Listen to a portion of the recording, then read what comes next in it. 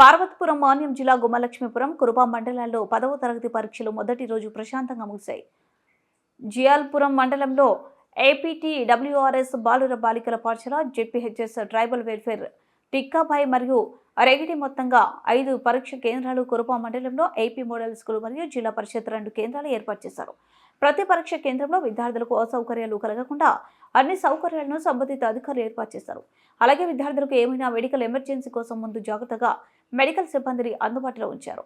Elvinpeta circle inspector B Hari ఆధ్వర్యంలో పరీక్ష కేంద్రాల వద్ద ఎలాంటి అవాంఛనీయ సంఘటనలు జరగకుండా పటిష్ట బందోబస్తు ఏర్పాటు చేశారు.